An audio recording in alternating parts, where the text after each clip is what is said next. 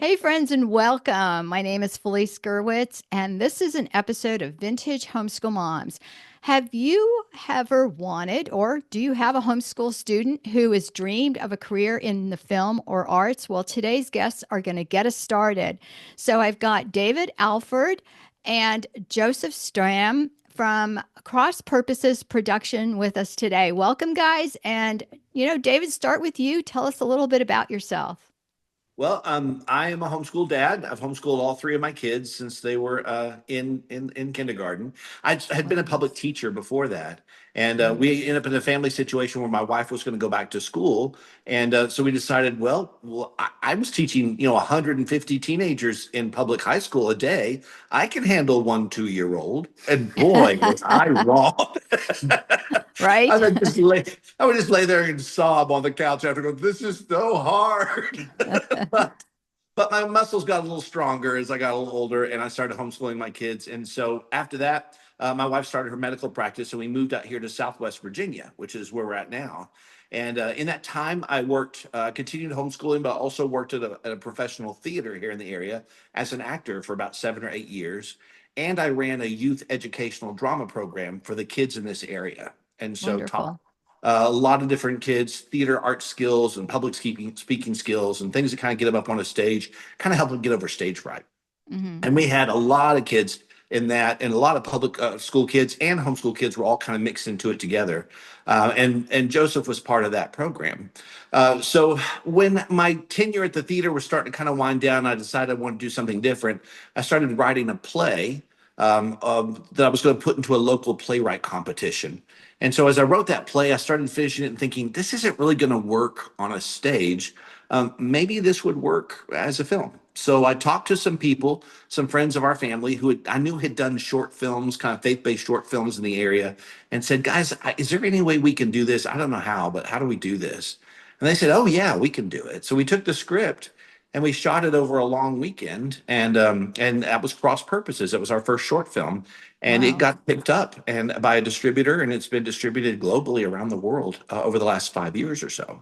Wonderful. So yeah, so that's how it all kind of that's kind of chain of events, and that's how I got Joseph involved. Is I needed a 16-year-old kid to kind of be the lead in this short film, and Joseph had been a part of our youth program at the theater, and his family and my family have been friends for years, so I've known him since he was a little boy. And We're again in the homeschool community. yeah, Same. Yeah. our families are all connected in the homeschool community, and so I asked Joe to audition, and he did, and he blew the rest of the competition, and it was a pretty significant amount of kids because I had access to so many children, youth actors Hmm. for the part. So he kind of blew away the competition and got the role. And he's kind of been with me ever since, as far as all the films that we've made so far. He's kind of grown from being an actor to being a writer and director, but I'll let him tell that part of the story. I know, right? Joseph, you're sitting there going, I'm being talked about, and I'm right here. No, that's So keep fine. going. It's great. No, it's great. He's Yeah. an actor. He's just glad we're talking about him. Just happy to be the center of attention. Yeah, I grew up in a homeschool family. My mom homeschooled us, all 10 of us kids. It was a lot. I had a lot of siblings growing up, and you know, what was so great is what homeschooling kind of did for me was it gave me the ability to really center my education around my interests, and that was something that was really unique growing up. And so like my brother was always super interested in film, my older brother, and he went to Liberty University and is now a film editor. He's working on that House of David Amazon Prime show. And so I was always looking to him in the way he was telling stories. And um I was really fascinated by that myself. And so I loved acting growing up, and I loved theater growing up and getting involved in the program that David started. And then when I got the chance to do film, I think I was just really attracted to the realism of it and the intimacy that you have with the audience when the audience is right there in front of you instead of Hmm. 200 feet away. And Wow. it was and to just create this three-dimensional person was just really exciting to me. And then as I started writing on my own because I think that was just kind of the natural step for me is I loved acting. And then I'm like, okay, well, writing is basically like acting, except for you get to make up the lines instead of being restricted by them. And so, um, there's a lot more to it than that, but that was kind of Right. the initial spark. And and then once I got really involved in writing, then I was like, okay, well now I want to have more control of what happens to the script after I it feel that goes. the theme here is the word control. Just a little bit. I know. And How so did you feel about this, David?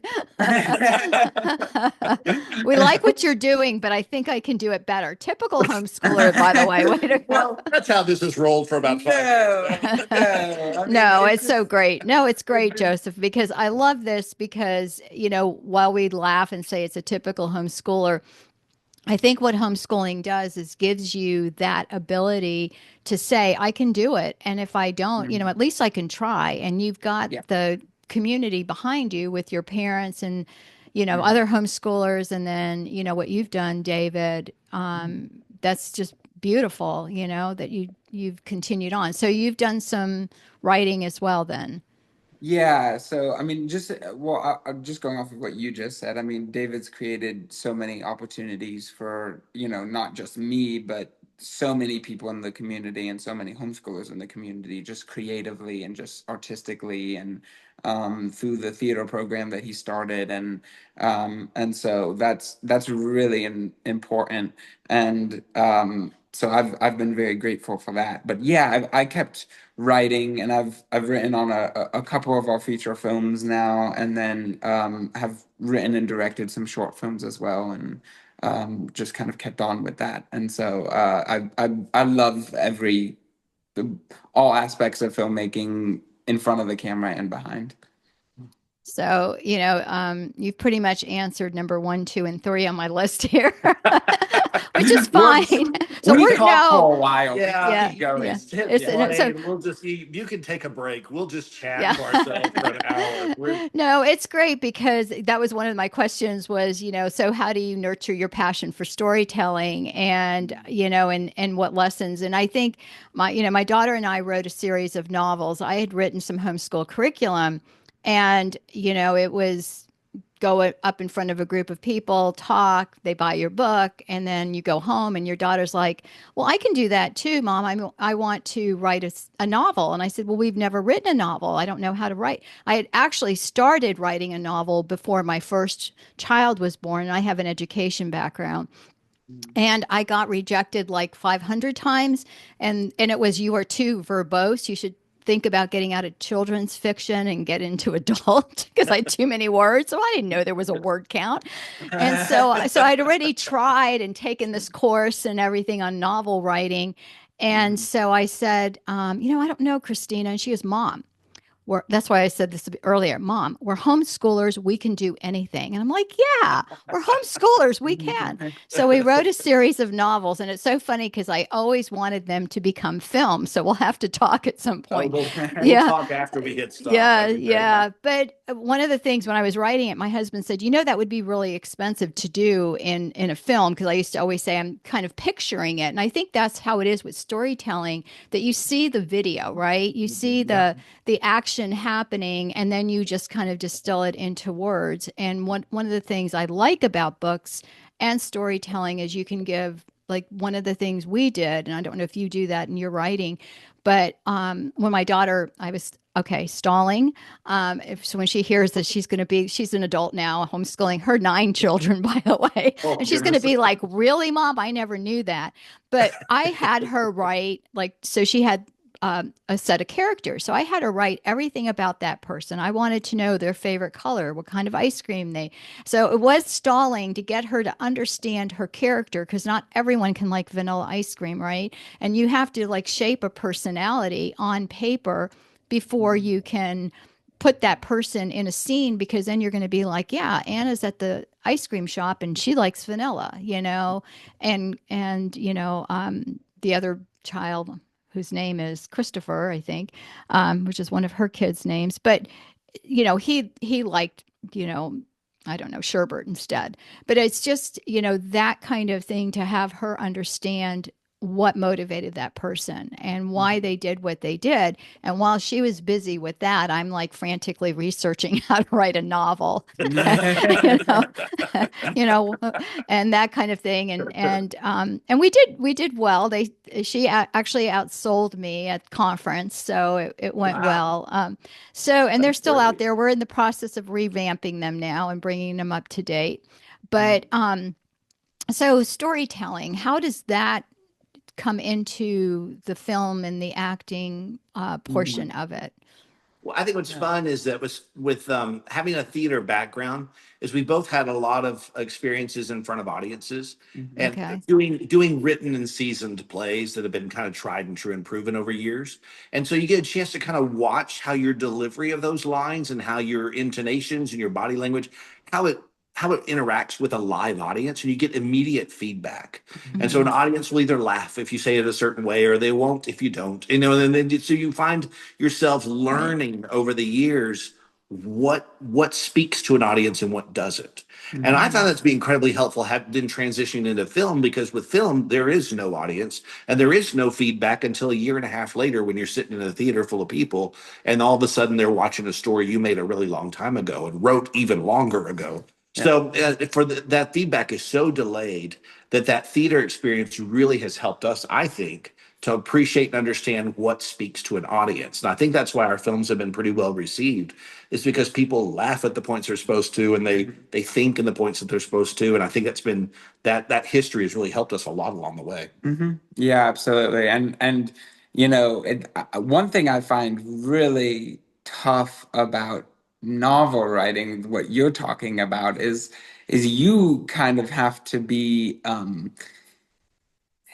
every we have a lot of different jobs in film, and when you're writing a novel you kind of have to be all of those jobs. I mean, you have to be Hmm. the production designer and the cinematographer and the writer and the actor in some The ways prop and the master, prop the master. costume Like, designer. you're kind of creating it all, Yeah, at I didn't once. think of it like and that. and we kind of Yeah. get to do it in phases and segments like this, so that's a really interesting thing of, like, we will start things in the screenplay and start things about their backstory and what happened to these people and how they got here.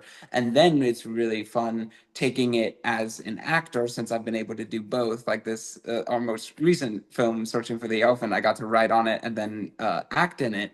And so then taking it on as an actor was a completely different experience as far as the backstory. And I had, 4 months to develop what his favorite ice cream was, but like not only Yeah. that, but like his experiences from his earliest memories to, up until the film starts, and so backstory is a lot of fun to develop, and it's really fun to get up in my own head. But then also David is a really great director, and he knows how things are going to play to an audience, because he knows audiences so well, and so that's a really nice balance too.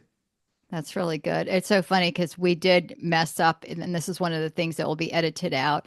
Um, because my daughter was writing it for her and her brother, because they were Mhm. the two main characters. So she kind of was modeling, she's Anna and he's, Christian was his name. Yeah. And so I got confused with Christopher's her my grandson. But so she was like, and Christian always wore Christian t-shirts, which her brother wore.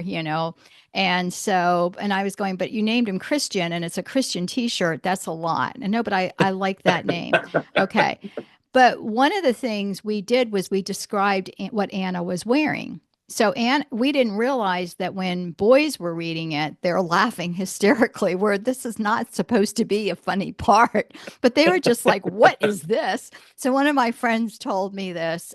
We had like 40 people families who read the books, because I was not Media Angels is my publishing company, and we were not putting anything out that wasn't tried and true, and gotten professional editors. This was not we were do it yourself, but we were going to do it well, which sounds like what you guys are doing.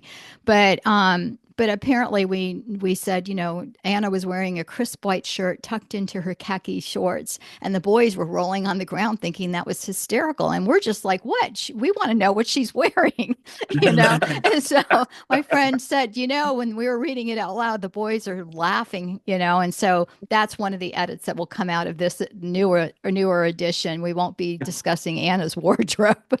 So it was like so funny when you're saying we're doing, because we girls want to know what Anna was wearing. Oh yeah, you know it paints a picture in your head, and that's right, what you do in your imagination. but we may have told too much, so we've got to kind of go back. And but it is kind of a learning process, don't you think?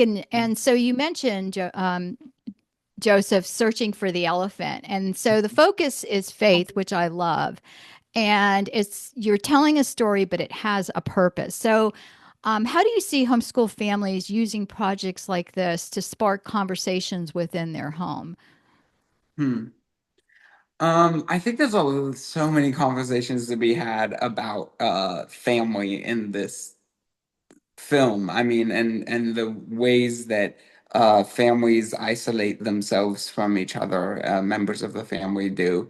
The film is kind of about isolation in a lot of ways, and that's something that's really easy to do today, more now more than ever. Um, Are you talking even about because of devices, as I call them, the Yeah. Oh yeah. tablets and the phones and the, Oh, yeah, 100%. I mean, you yeah, can have a family who's all together at a dinner table, but you're not paying attention to each other. So right. then they're isolating themselves in their little bubbles, even though they're technically all together. I mean, everyone does that to some extent, and it's really easy to do that now. And so you see that in how Griff has pushed everyone away, the grandfather in the film, and hold himself up on this ranch and pushed out all of his family members. And now he's stuck with this grandson who has all these problems, and they're having to try to connect again. And I think Mhm. that a lot of families can relate to that situation, or they know someone in their family who has done that same thing. Jason has done the same thing. He's isolated himself and numbed himself out through his addiction, you know. And so I think that hopefully what I hope is that families will go and they'll see this film and they'll recognize that Griff or that Jason that they have in their own lives, and they'll maybe walk away from the film with a little bit more understanding of maybe what that person is going through, where they're coming from, and how to reach out to that person, and a little bit of a hopeful message that there is hope to connect to those people yet. And there's a lot in there about forgiveness and generational trauma. There's a lot to discuss in the film, but I think that's one thing that I hope the film can do, because God gave us like this tool in filmmaking that's very unique, and it's something that few other things can do. It gets us right up close to these people for 2 hours that we may not really want to be with in normal life. You might not want to Mhm. hang out with Jason or Griff, these characters in real life, but in this film, you're kind of forced to for 2 hours. And so you walk away, hopefully, with a little bit of empathy and understanding and sympathy for these people. So again, when you see those people in your real life, hopefully you look at them differently. Yeah, and I think too, parents are hungry for shows that have value. We Mhm. subscribe to PureFlix for that reason, and then some films are wonderfully made and others not so much, and I think that we're craving good film productions that are professionally made, that unfortunately you don't have the budget of some of the big guns that do, but it doesn't matter if it's done well, especially that I think a film really rests on the character and the Yeah. acting. Because how many times have you seen a movie and said, well, that person shouldn't, who did the selection here, because that obviously doesn't look like this person's mother, or have Yeah. you ever seen a movie where no, that should have been his mother and that should have been her mother, they're switched. Yeah. But it's because it takes you out of the script. It Same is. thing with novels. We used to read them aloud because if you start choking on the words or stumbling, then something's wrong and you would, Hmm. correct. And so how much better? I mean, you're seeing it in pieces and then you get to see it all together. Have you ever done that and put a film together and said, okay, we need to redo a section of it, or has it? That's a Yes, good question, it actually. is, and it's a hard question too, because that's a painful moment in Oh, I filmmaking world. know, right? Yeah, Isn't yeah. it called the burn rate? I heard. Yes. Well, the first film we filmed, which is actually on PureFlix, that you mentioned, almost all of our films are there on that platform, but it's Oh, called wonderful. Found. And yeah, it's called Okay. Found, and Joseph is the lead actor in that one too. And that one we filmed during COVID. I mean, it was right at the beginning of COVID, and everything was starting to go a little crazy. And as we were gathering, we'd get messages from our governor saying no more gatherings of more than 50 people. And then the next week it'd be like no more gatherings of more than 30 people. We're like, oh no, that's about the size of our crew. So we Yeah. had to rush that film through in 2.5 weeks, and which was an insane pace to film a movie. Oh, Movies I'm take months, sure. not weeks. Yeah. But we were going so fast trying to get that movie done before we were shut down by our local government. And so in that moment, we realized there was a continuity problem in one of our scenes, that a character was like leave one scene and step in the next scene wearing something completely different.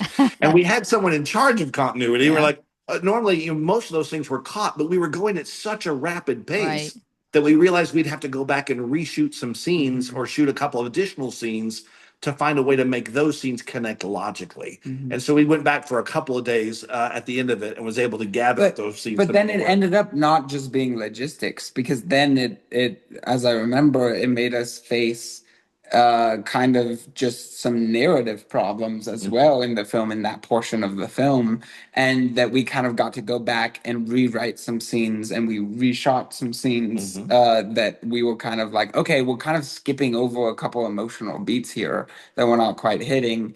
Maybe we need to attack this differently anyway. So it ended up kind of being a happy mistake, because we kind of got some good Yeah, different that's nice scenes out moments of out of it. it, Yeah. going back and reshooting. But it's a panicky moment when you realize you have to mess up like that. It's pretty Yeah. bad. It doesn't Yeah. happen a lot. There are times when we were rewriting scenes the night before. I'd come out and go, this scene's not working. It's missing this information. I'd be on the computer at 11 o'clock at night for the scene we were shooting the next day.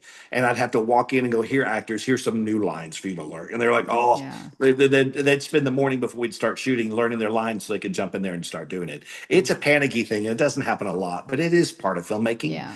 And I honestly, love whenever it. things like that come up, it's so cool to see what God will do, because we've had moments where we've thought, there's no way we can fix this problem. An example would be we were shooting on Found, and we were supposed to shoot the next day at a football stadium at a local high school. And again, this was kind of during the pandemic scare, and so it was an outdoor shot on an outdoor football field. And the school district had said, yes, you may come. It was the summertime; there were no kids around. They said, yes, you can Hmm. shoot here. The day before, they call us, go, we've decided it's not safe to have you on campus during COVID. We're like, it's outdoors. I'm sorry. Never mind. You can't do it. We thought, oh Oh, no, no. where do you find a football stadium in 24 hours? Right. But one of our crew members said, let me make a phone call. And he called somebody he knew. And within an hour and a half, we had an even better football stadium Wow. at Praise an even God. bigger school. And it was all set to go. And they said, you're welcome anytime. And it was so great. It turned out being a great twist. So it got to the point where we just laugh when things go wrong and go, God's going All to take right, care of Lord. it. Let's Yeah. just see how he provides for the needs. And he always did, and has Yeah. every time. I think that's the story of someone with faith. It's every single book that we've written. We first book I wrote with a co-author, and she was really she died in 2007. I miss her every day, Jill Whitlock. But she used to, praise God and everything. And so we took the unedited version and saved it over the edited copy. And she's like, well, praise God. She was from Texas. She's like, well, praise God. It's going to be even better. And I'm like going, Lord, is this how you treat your servants? you know, and, you know, and she's just like praising God. But she was one of these people that people would go up to and go, I want what you have. You've heard that, right? Yes. And I've always wanted that. Like, come up to me and ask me that question and I can share Jesus with you. Well, she was that person. Like people, we were going somewhere one time and she's pumping gas and I went to get us something to drink and she's talking to some random person who said, I want what you have, you know? I'm just like, how do you do that? But it was just, and she was right because we were going in the wrong direction. We wrote a series of creation studies. She was my brains and I was the creative part of the element and she was the scientist behind it. But no, it was really amazing. Every single book, I was just like, she'd show me something and I say, I love this. I want to, use this timeline of this big time, scientist. And she goes, oh, we'll just call them. And I go, you're just going to pick up the phone and call them? And she goes, yeah, why not? Picked up the phone and called him. And she's just like, Dr. Morris, well, praise God that I got you on the line. And she's like pointing and I was just like going, how do you do that? But I think, that should give the listeners some hope, so you have a child who is like, Mom, I, want to be in film. And you're like, no, it's, so bad out there. You can't do it. Or, because one of her sons actually went to California, and then the other one joined. And he actually left and came back and said, it's Sodom and Gomorrah out there, Mom. And he was super, super talented. Now he started an Irish band and they're not Irish. So he sent me a link and I'm like, I am definitely coming to see you and your five little Irish dudes playing at all these places locally. But, we did homeschool plays. And so your play had 5 roles, but we had 30 kids. So that was my job, is to rewrite the script so that everybody could say, it was like a pilgrim thing and come out and say, so hail, whatever the line was. And then somebody else came out and then we had it choreographed and then it was, and we made it work. Yeah. But it was so much fun, but I could not do what you did. I was not. My friend who had acted, and she had a little stint, but then came home and was a homeschool mom. So she was in charge of everything. But I thought everything was really cute when the kids messed up. I'm like, got tears in my eyes laughing, going, that is the most hilarious thing ever, and it's live. And she's just like dying. So we ended up putting her.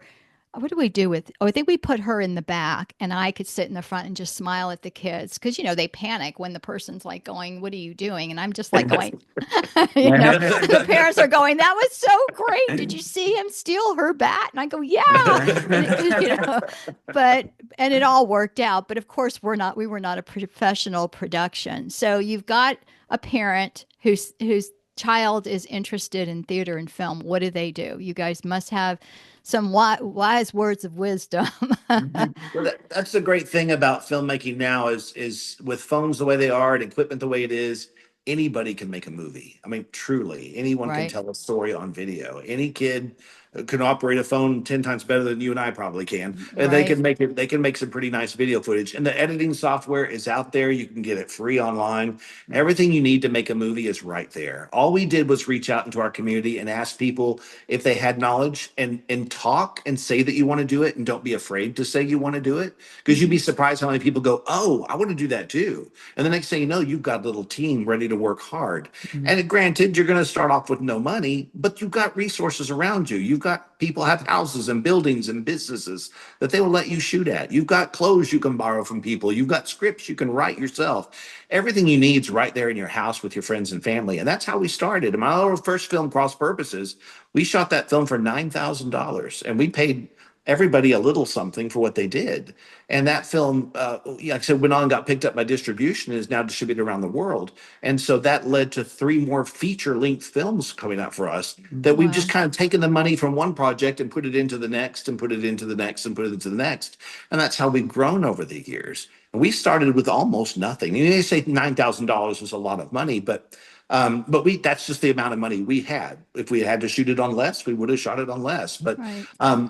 our little short film needed a hospital. And we're like, well, we can't put an IV stand and a CPAP machine in a bedroom and call it a hospital and have anyone believe that it's a hospital.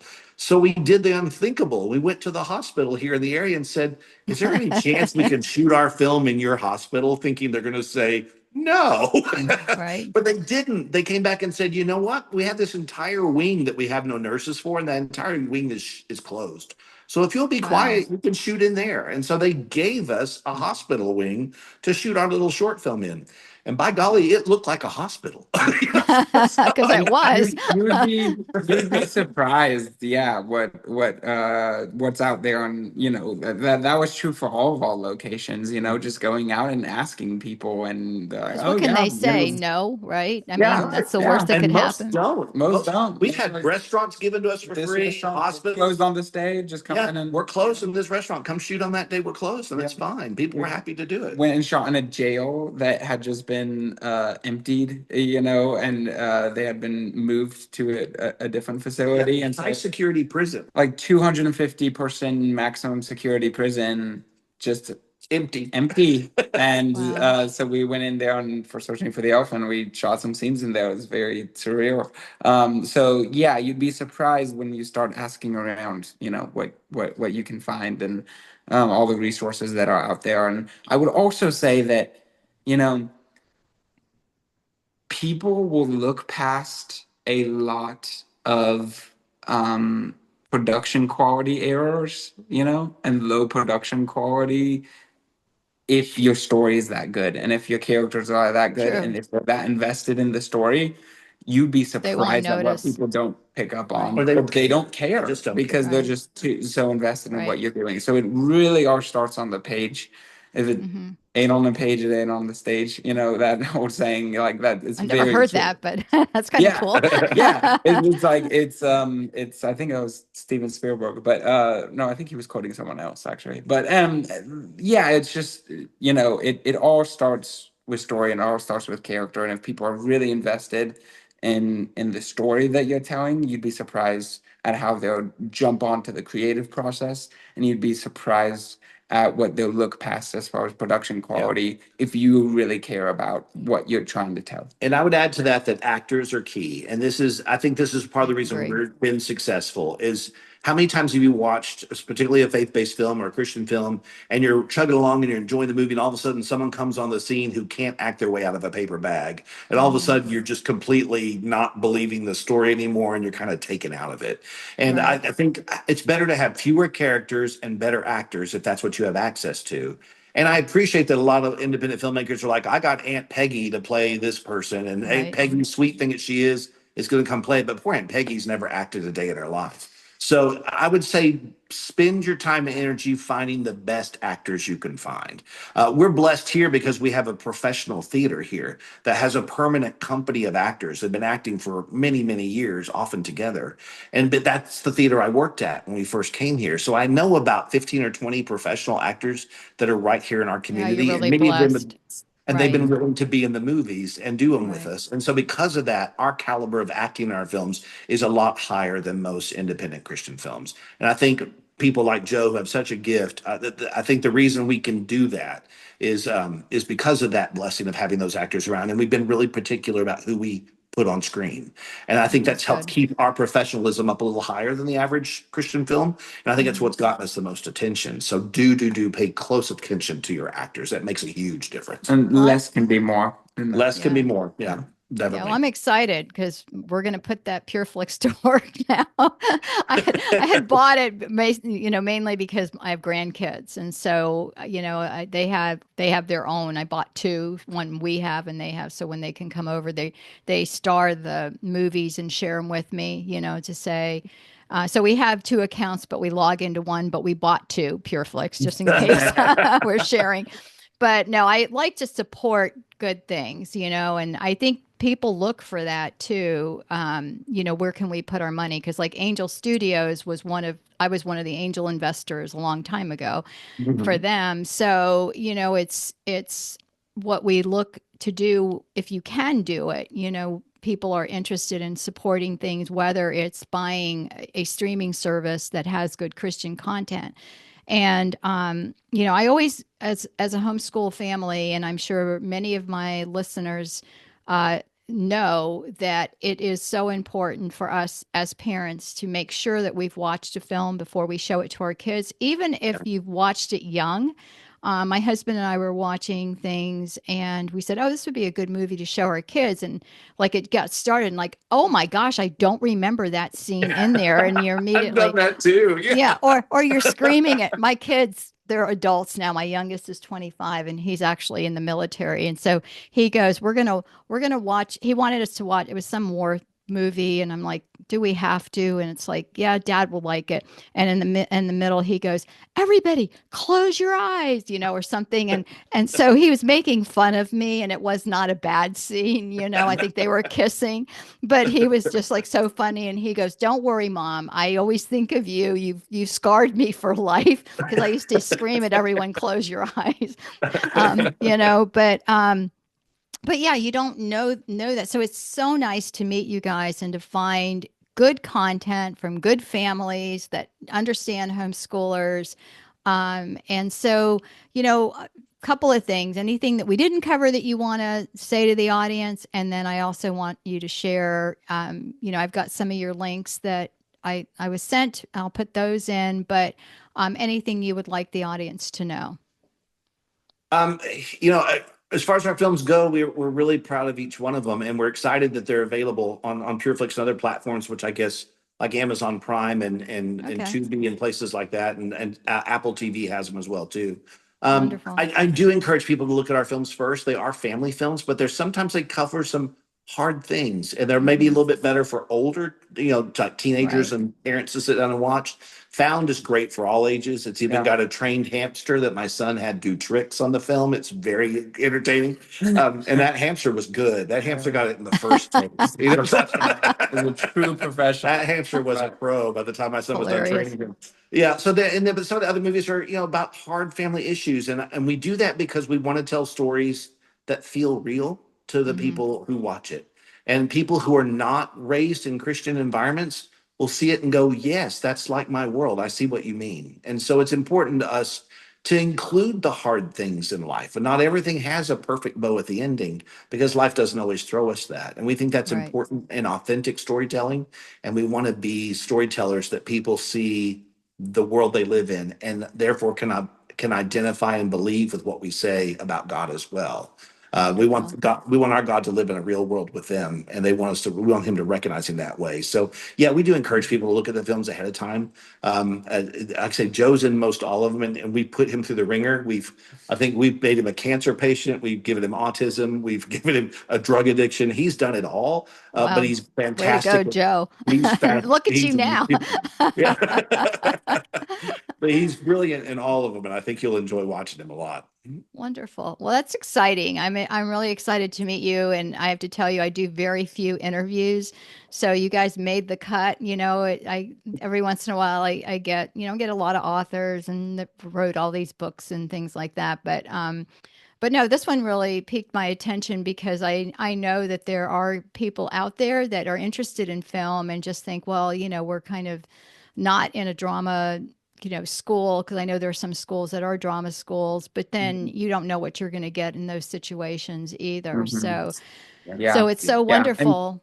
And Yeah. so much of it, I would just add to that, so much of it is experience. People want to see what you can do and they want to see that you can do the thing, Hmm. especially in the film industry. There's a lot of other industries are different, but in this industry, going to school, is great to get experience. Everything's about Right. experience. I was going to go to film school, but I talked to some film schools and they were like, "Well, you're already doing the thing and you're already working and you're already getting experience. And so, Hmm. if you need more connections, then come back, but really you should just keep going." And so it's so important to just create yourself Mhm. with what you have around you and then have something to show other people. And because if they see that you got a degree from something, that's great, but what's even better is if you can say, I can do that job here and look at when I've done it before, Yeah, but Joseph, you're a so homeschooler. You know what I mean? it's that sort of No, mindset. It's yeah. that sort of mindset. Yeah, Uh, exactly. So the fun, getting out there and just doing is really, yeah, really And because important. reach out to us if our contact. Hopefully, you'll put our contact up. Reach out if yeah, you need I will. encouragement. Just reach out to us. We've been there. We've been there at step one, and we understand how it feels Wonderful. and what it's like. Yeah. Reach out to us and let us just share with you what we experience, and we're happy to encourage anybody who wants that kind of encouragement. We'd love to That's see great. homeschoolers everywhere making all kinds of movies. That'd be fantastic. Mhm. That's wonderful. Yeah, I agree. Well, my friend's son did go to film school and he's a personal chef now. He's fabulous. So you never know. I was an educator and then ended up homeschooling. So, Mhm. it's just not necessarily, I think doctors need to go to college and maybe attorneys. We're not so sure about that anymore, but yeah, maybe. Just kidding. We have doctors and lawyers in our family, so I always have to joke. But I think for so many things, like you said, that you've got an iPhone, or an Android or whatever, and they are really. I mean, my grandkids will show me, Grandma, look, here's a filter. I'm like, oh, there, you can use that. Never can ever find it for myself, but they're good at it, so it's wonderful. Well, it was so wonderful to meet you guys, and I will let you know if I need more links or contact information, but I'm excited to go watch those movies and share them. I have a big mouth and will let everybody know. So, Thank you for having us. I really yeah, appreciate it. Thank appreciate you. it. It was great meeting you. Take care. And God bless. Bye bye. Thank you. Bye. All right, friends. Well, you can find this episode. It's actually called Homeschooling and Film at Vintage Homeschool Moms. Take care. God bless. And I'll talk to you soon. Bye bye.